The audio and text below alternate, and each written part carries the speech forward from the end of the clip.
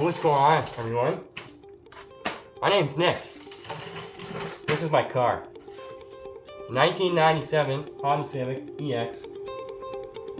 It's not bad. Let's take a look, see what we got.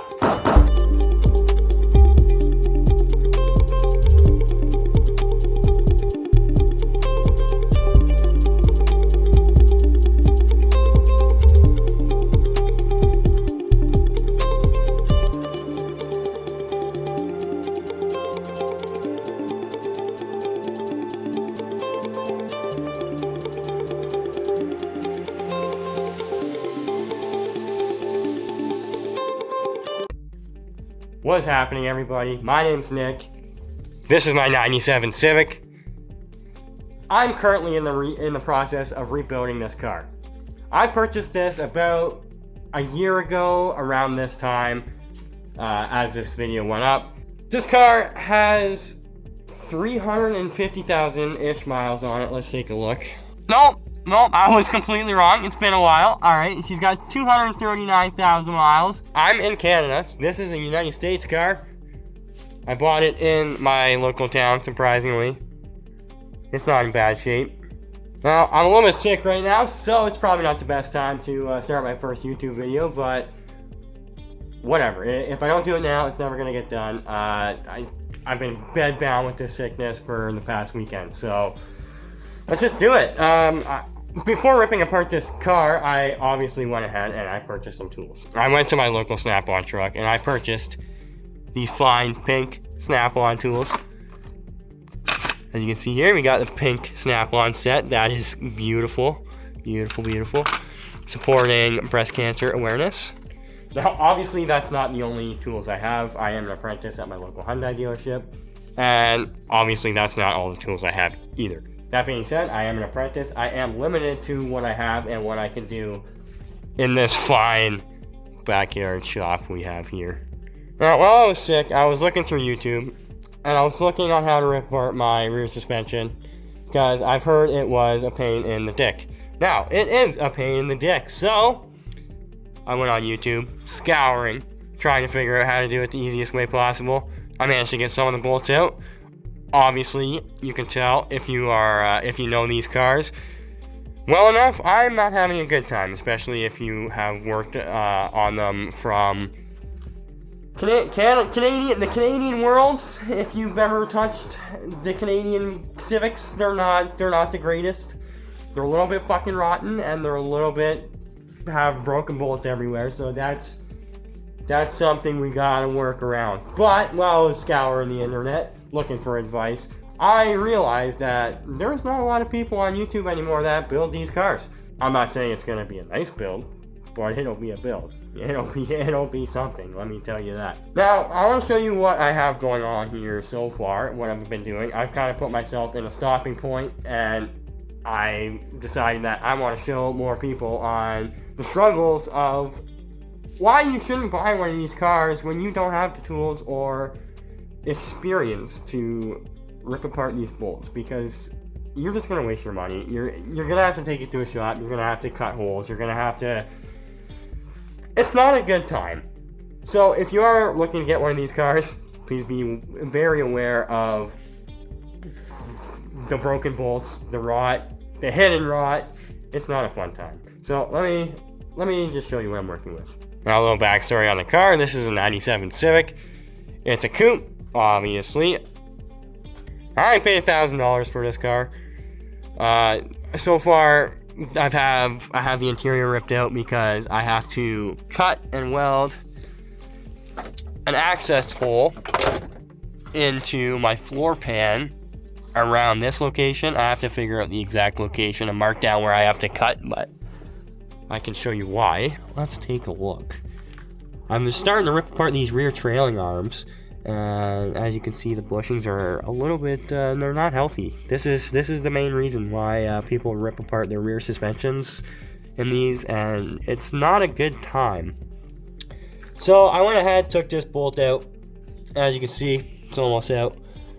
But we have an issue. It no longer comes out no more. So that means that the welded nut on the top of that bolt decided that that was bright in my eyeballs. Let me just turn that up. Decided that it no longer wants to be welded in place anymore. So that bolt is now spinning with the nut is now spinning with the bolt underneath the car. Now that bolt is inside of the body, which means they put that bolt in and then just built the whole car around the bolt. So I got cut and weld a hole there so I can heat and cut the bolt out. Weld a new nut on the top, so that way I can put my trailing arms back in. Other than the little shitty spots, we got some little bit of door rot here. That's nothing to be too concerned about, to be honest, because it's not. It's a door. Let's be real. Who cares? There's a million of these cars in the scrapyard. I can easily get a door, or I can sand that and properly fix it. It's not a big deal. We have a little bit of quarter panel rot, as per usual. I have sprayed it and tried to eliminate it as best as I could last year before this car got put away for the winter. But she's still, it's definitely gotten more crusty, and I'm definitely gonna have to cut this out before it gets too bad. I haven't taken this wheel off yet. I haven't gotten to this side yet, knowing that it's probably gonna be the same as the other side. Fucking fan. Now, let me show you on why this is the perfect Canadian car. This car came from the States, and when it comes from the States, that means there's not really that much rot on the underside of these vehicles. So if we take a look here, it's a little bit crusty. It's more crusty per se than your average United States Civic, because this one has been sitting in Canada for about 4 years-ish from the dude that I bought it off of. But it's still pretty clean. No reason at all to give up on this car whatsoever. As you can see under here, all nice and clean. Floor pans are clean. Brand new stainless exhaust. It's beautiful. Now we do have Frankenstein built under here. It's got K24. No, I'm playing. It's got the original D series in it. Yeah, this is my K24. No, I'm kidding. I'm keeping the motor stock in this car just because it's the original motor. It's got almost 300,000 miles on it.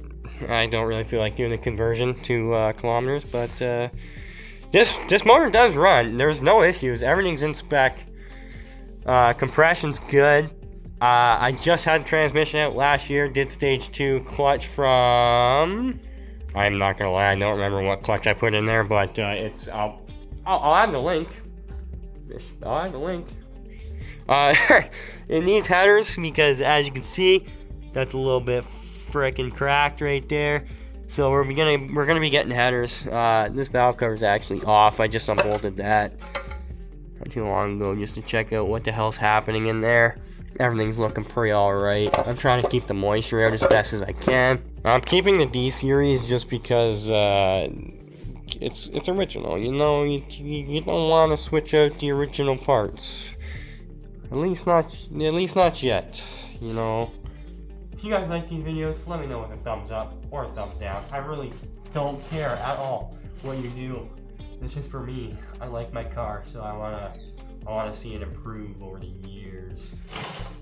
I'm not doing much to it at the moment. I have a couple more videos that I plan to create while I'm out here today. Just little short ones.